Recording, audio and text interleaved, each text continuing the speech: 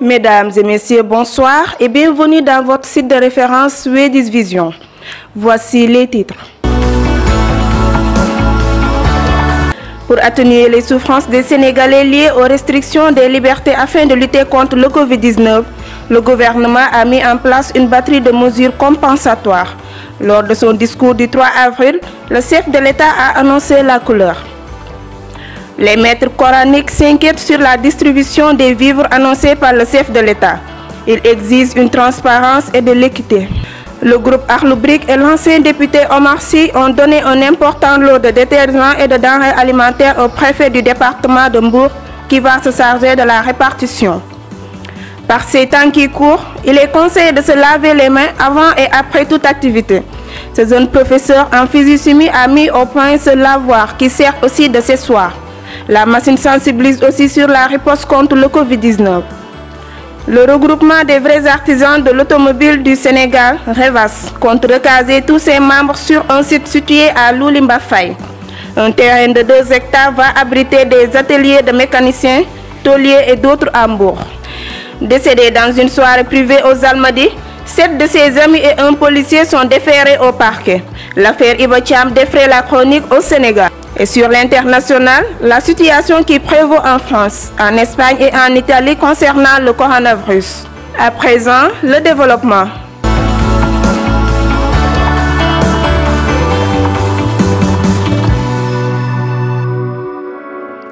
Lors de son discours du 3 avril, le chef de l'État a annoncé d'importantes mesures pour soutenir les populations affectées par le Covid-19.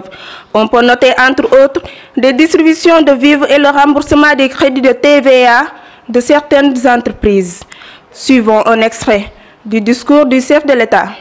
Je pense aux nombreuses entreprises et à leurs salariés, tous victimes de cette crise imprévue. Je veux dire à tous et à toutes que l'État ne vous abandonnera pas. Devant l'urgence et en attendant une évaluation complète des effets de la crise sur l'économie nationale, j'ai mis en place un programme de résilience économique et sociale afin de renforcer notre système de santé et soutenir nos ménages, notre diaspora, nos entreprises et leurs salariés. Ce programme est décliné en 4 axes. Premièrement, le soutien au secteur de la santé à hauteur de 64,4 milliards de francs pour couvrir toutes les dépenses liées à la riposte contre le Covid-19. Deuxièmement, le renforcement de la résilience sociale des populations. L'État prendra en charge les dépenses suivantes. 15,5 milliards pour le paiement des factures d'électricité des ménages abonnés de la tranche sociale pour un bimestre, soit environ 975 522 ménages. La répartition des vivres annoncée par le chef de l'État suscite des inquiétudes. Au niveau des daara, les maîtres coraniques exigent une répartition transparente. Fama Diédhiou a fait un tour au niveau de certains daara à Mbour.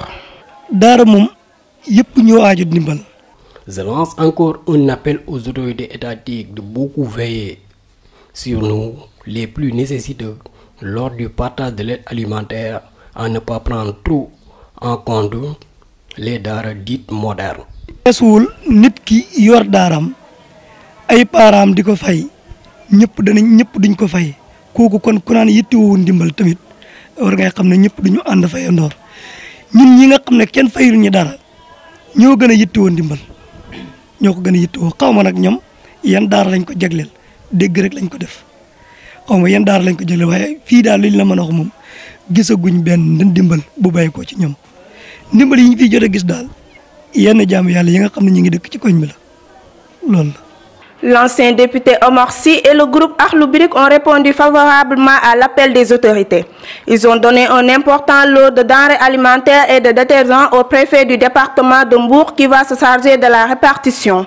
Reportage signé Koumba Touré et Salou Faye. Les dons ne désemplissent pas à la préfecture de Mbour.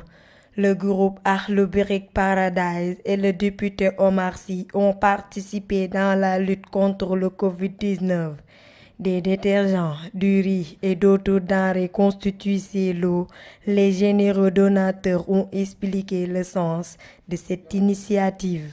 Magnifier ce geste du PDG de EG Boss, El Hadj Omar Sy, alors qui pour moi reflète un écho favorable que l'appel du chef de l'État a suscité dans le département de Mbour. Ce qui nous a motivé de faire ces dons, c'est de juste savoir qu'il y a une maladie planétaire qu'on appelle plus précisément une pandémie qu'on appelle le coronavirus, qui est ici au niveau mondial même en train de ravager tout un peuple mondial. Et c'est ce qui nous a poussé même de faire des sensibilisations, aller dans les écoles coraniques parce qu'ils en ont besoin, raison pour laquelle on est aujourd'hui ici, Arafat et Deizekal, plus précisément Akhlou Brick Paradise, à travers leurs maigres moyens, essayer d'acheter des matériels sanitaires pour mettre la pierre à l'édifice. Notons que les responsables de Akhlou Brick Paradise ont tenu un point de presse au quartier Grand-Bourg où ils ont annoncé le report de leur concert dû au coronavirus. Les jeunes Mbourois, tout comme Omar Sy, participent à toutes les actions de développement dans le département de Mbour. Il se nomme Malik Ndiaye. Il a réalisé un lavoir qui sert aussi de séchoir. La machine sert aussi de sensibilisation contre le coronavirus. Écoutons ses propos. J'ai créé cette machine pour participer à la lutte contre le coronavirus. Donc c'est un ennemi qui est très dangereux et qui est invisible. Donc raison pour laquelle j'ai créé cette machine. Donc la machine a plusieurs fonctions. Donc premièrement la clé. Donc le premier tour consiste à alimenter la machine, le second tour consiste à allumer le son. Donc si on allume le son, on constate que la machine appelle les gens à venir se laver. Donc chers camarades, venez vous laver la main, Donc la machine participe dans ce combat en appelant les gens à venir laver leurs mains. Donc après si on a besoin, maintenant de se laver les mains. Donc pour se laver les mains, on a besoin de savon liquide. Du savon liquide. Donc on appuie ce bouton, là on a le savon. Donc après on appuie l'autre bouton pour avoir de l'eau. On constate qu'on n'a rien touché. Donc après avoir très bien lavé et rincé les mains, donc on va là-bas au séchoir. Là on va sécher les mains sans rien toucher aussi. Donc on revient et enfin on prend le masque et on le porte. Donc on constate qu'on a fait toutes ces étapes sans rien toucher. Donc je pense que cette machine est à la disposition de la population, de tout le monde. Bientôt, il y aura plus d'ateliers de mécaniciens sur la voie publique. Le regroupement des vrais artisans de l'automobile, section Mbour, Revas, compte recaser tous les corps de métier ayant trait à la mécanique sur un site de 2 hectares à Loulimba Faye. Reportage signé Moussa Diop Pipa et Salou Faye. Les artisans de l'automobile sont confrontés à des problèmes concernant leurs ateliers. Lors des opérations de déguerpissement, ils sont principalement les victimes car souvent les ateliers débordent sur la voie publique. Pour mettre fin à tout cela, Revas, le réseau des vrais artisans de l'automobile, a réalisé un projet de recasement des ouvriers œuvrant dans la réparation des voitures. Un terrain de 2 hectares est acquis sur fonds propres avec l'aide d'un partenaire financier pour installer 44 ateliers. Les géomètres ont délimité le terrain. Le représentant de Revas revient sur ce projet. Comme vous l'avez constaté, ce n'était pas une chose facile au début. Comme on avait lancé le projet, après une large concertation de tous les membres de Revas, soit disons les 13 corps de métier, nous avons décidé d'élaborer par des cotisations hebdomadaires de 5 000 francs. Comme vous l'avez constaté vous-même, on est arrivé à la deuxième phase, l'acquisition du site. Notons que ce projet concerne Revas section Mbour. Le président Daraw Thioune et les membres du bureau qui l'entourent ont travaillé avec la plus grande transparence dans ce projet. Venus visiter le site, tous les membres se sont réjouis de l'initiative. Ces 2 hectares constituent la phase pilote. D'autres sites vont s'y ajouter afin que tous les artisans de l'automobile puissent travailler en toute quiétude. Qu'est-ce qu'un cas communautaire? Mamdia Diouf, étudiante en santé, éclaircit la lanterne. Un cas communautaire est considéré comme une personne infectée par le virus dont on ne connaît pas l'origine de sa contamination. Donc la transmission communautaire doit nécessiter plus de vigilance. Parce que dans ce cas, la personne est infectée et on ne connaît même pas qui l'a infectée.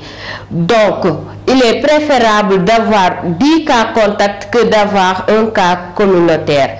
Parce que derrière chaque cas communautaire, on doit s'attendre à 3 à 4 personnes infectées. Donc j'attire l'attention de toute la population à respecter et à renforcer les mesures préventives et respecter aussi le port de masque parce qu'en ce moment l'heure est grave. Même si tout le monde dit que les cas ont diminué, avec les cas communautaires, on peut dire que l'avion vient de décoller. Des fils de milliardaires, dont le gendre du célèbre chanteur Youssou Ndour, se sont donné rendez-vous dans un appartement aux Almadies pour une soirée privée. Au moment où les Sénégalais sont confinés à partir de 20 h, une soirée qui a viré au drame. La dame Iba Thiam, prise par un malaise, est morte mystérieusement. 7 personnes qui ont pris part à cette soirée et un policier qui les a aidés à se rendre dans l'appartement sont déférés au parquet. Ils sont accusés de violation de la réglementation de police administrative en période d'état d'urgence assortie de couvre-feu, usage de drogue dure, exploitation de maisons de débouche et non-assistance en personnes en danger. Cependant, l'un d'entre eux, en l'occurrence Niang, fils d'un célèbre assureur, pourrait être poursuivi pour recel de malfaiteurs. Lors de leur perquisition, les forces de l'ordre ont trouvé de la drogue dure et de l'alcool dans l'appartement. Et sur l'international, la situation qui prévaut en France, en Espagne et en Italie concernant le coronavirus. «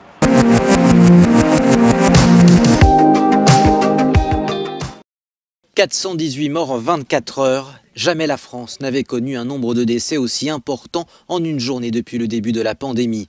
Plus de 20 000 personnes sont actuellement hospitalisées.